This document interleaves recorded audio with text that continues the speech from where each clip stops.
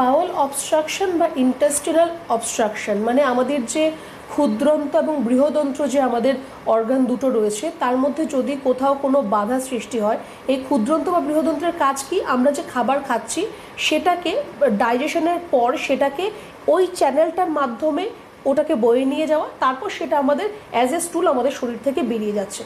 বাউল obstruction যখন হচ্ছে বা ইন্টেস্টিনাল অবস্ট্রাকশন যখন হচ্ছে, তখন সেই জায়গায় যদি ওই জায়গাটায় বাধা সৃষ্টি হয়, তাহলে যে খাবারটা আমাদের আমরা খাওয়ার পর যেটা হজম হয়ে যাওয়া যে খাবারটা, সেটা ওই প্যাসেজটা দিয়ে আসতে পারবে না, স্টুল ফর্মেশন হবে না, স্টুল হবে না।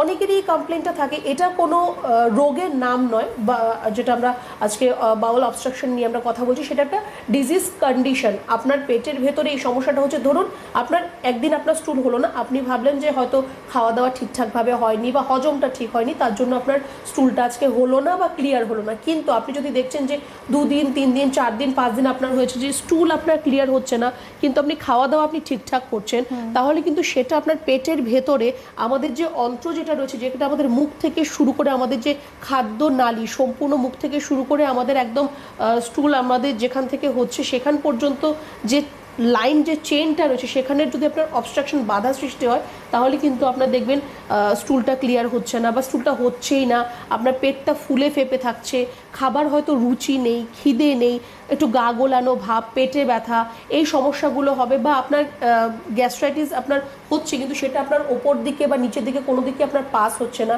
এই সমস্যাগুলো আপনি যদি ফিল করছেন, তাহলে কিন্তু সেটা আপনার একটা বাউল অবস্ট্রাকশন বা ইন্টেস্টাইনাল অবস্ট্রাকশনের কিন্তু একটা আপনার সাইন অ্যান্ড সিমটমস হতে পারে। এবার এরকম যদি কোনো কন্ডিশন আপনি ফিল করছেন, চেষ্টা করবেন যত তাড়াতাড়ি সম্ভব ডক্টরের সাথে কনসাল্ট করার। বেসিক্যালি কি হয়, যদি আপনার একদিন স্টুল না হয়, আপনি সেটা নিয়ে হয়তো খুব একটা চিন্তা করবেন না। 2 দিন 3 দিন না হলে তখন আপনি চেষ্টা করবেন যে ঘরোয়া যে টোটকা টিপস রয়েছে সেগুলোর মাধ্যমে যদি স্টুলটা আপনার হয়ে যায়, যে আপনি একটু গরম জল খেলেন বা ফাইবার জাতীয় খাবার খেলেন, বা অনেকে এনেমা নিজে থেকে দিয়ে থাকে, যদি তারপরও আপনার যদি স্টুলটা না হয়, সেখানে কিন্তু আপনাকে একটু ডক্টরের সাথে কনসাল্ট করার প্রয়োজন রয়েছে, কিছু টেস্ট করার প্রয়োজন রয়েছে, যে কেন হচ্ছে না সেটা কিন্তু জানাটা খুব প্রয়োজন রয়েছে। আচ্ছা ম্যাডাম, এটা তো একটা কমপ্লিকেটেড একটা সিচুয়েশন। খুব স্বাভাবিকভাবে মানুষ কি করছেন, খাচ্ছেন কিন্তু ঠিকঠাক পটি ক্লিয়ার হচ্ছে না, আর অনেক অনেক রকম সমস্যা দেখা দিতে পারে, যেমন আপনি বললেন। কিন্তু এটা তো নিশ্চয়ই একদিনে হয় না, লম্বা সময়ের একটা ডিউরেশন।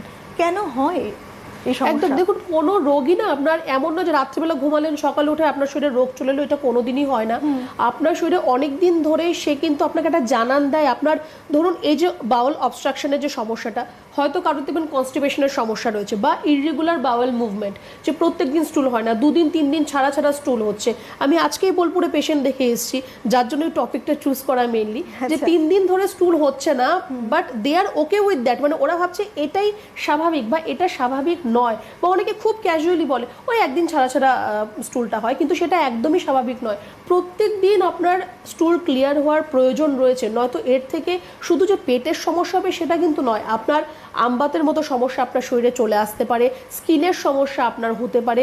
আর স্টুল ক্লিয়ার না হলে সারাদিন আপনার একটা অ্যাংজাইটি থাকবে, আপনার একটা অস্বস্তিকর একটা ভাব থাকবে, আপনার কাজে কর্মে আপনার মন বসবে না। তো অনেক ধরনের প্রবলেম কিন্তু আপনার মধ্যে আসতে পারে। এইবার এই বাউল অবস্ট্রাকশনটা আপনার কেন হচ্ছে, যেটা বললাম একদিনে হচ্ছে না একদমই, তার মেইন কারণ যেটা, সেটা হচ্ছে হার্নিয়া। যদি আপনার পেটের ভেতরে কোথাও যদি হার্নিয়া হচ্ছে বা অ্যাডহেশন, মানে হচ্ছে আপনার ধরুন কোনো অপারেশন হয়েছে, আপনার পেটের মধ্যে কোনো ধরুন অপারেশন হয়েছে, তারপর সেখান থেকে আরও কিছুটা মাংস বৃদ্ধি পেয়ে যাচ্ছে, তখন সেখানে একটা অবস্ট্রাকশন আপনার হতে পারে।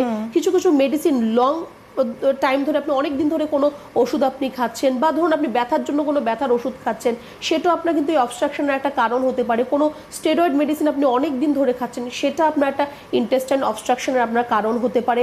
টুইস্টেড ইন্টেস্টাইন, অনেকের এটা বাই বার্থ একটা প্রবলেম থাকে, একদম বাচ্চা শিশু যখন জন্ম নিচ্ছে তার অন্ত্র যেটা ক্ষুদ্রন্ত বৃহদন্ত্র সেটা জড়ানো পেঁচানো এরকম থাকে, সেক্ষেত্রে এই সমস্যা আসতে পারে।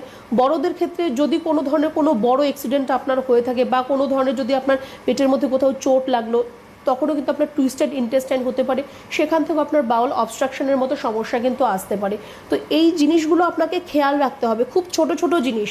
এরকম নয় যে আপনার হঠাৎ করে পেট ব্যথা হলো আর সেদিনই আপনার সমস্যাটা হলো, আগে থেকেই কিন্তু আপনাকে জানান দিচ্ছে যে প্রত্যেকদিন স্টুল হচ্ছে না বা স্টুলটা ক্লিয়ার হচ্ছে না। তো অনেক দিন ধরেই আপনার এই সমস্যাটা থাকতে থাকতে সেটা একটা সময় গিয়ে আপনার ইন্টেস্টিনাল অবস্ট্রাকশনের প্রবলেমটা চলে আসবে। একজন দর্শক বন্ধু রয়েছেন, নমস্কার, কে রয়েছেন? হ্যালো, আমি